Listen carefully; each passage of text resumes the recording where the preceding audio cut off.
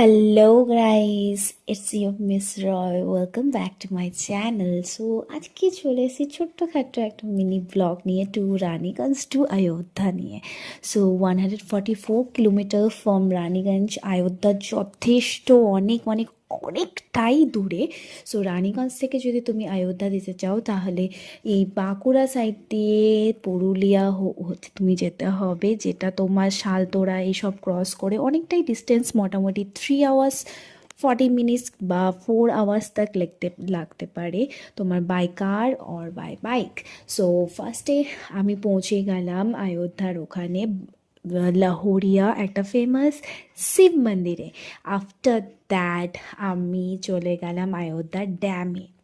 যেমন কি তুমি দেখতে পাচ্ছ, একটু ওখানটা ভালো করে ঘুরে ফিরে ফটোস তোলার পর চলে গেলাম আমরা মার্বেল লেকে। এটা একটা জাস্ট অসাধারণ একটা জায়গা, তুমি না গেলে এটা একদম মিস করে যাবে। তারপর আমরা চলে গেলাম বামনি ঝর্ণার একটা ভালো, খুব সুন্দর ভিউ পয়েন্টস টাইপ আছে ওইখানে। ওখানে বামনি ফলস বলে।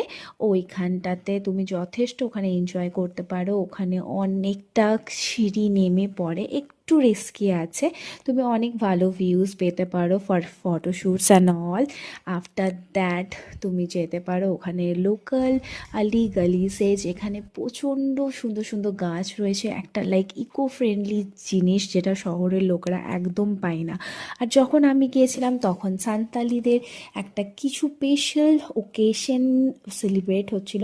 সো ওখানে একটা দারুণ অ্যাটমসফিয়ার ওখানে ছিল। নিউ ইয়ারে একটা নতুন প্লেসে যাওয়ার একটা আলাদাই আনন্দ, সাথে এই ধরনের একটা কালচারাল প্রোগ্রাম চলছিল সাঁওতালিদের। খুব সুন্দর, খুব ভালো লাগছিল। আর সাথে এখানে খুব ভালো একটা environment.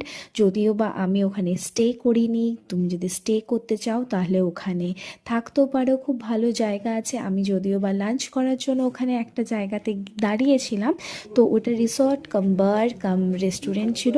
It was very nice. ওখানে কয়েকটা পপিসও ছিল, যেমন কি তোমরা দেখতে পাচ্ছ। আমাদের ছোটো ছোটো পপিসের সাথে আমি একটু খেলাও করে নিয়েছি।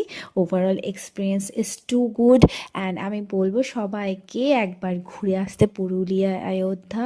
ইট was just awesome experience for this new year and wishing you a very happy new year to all.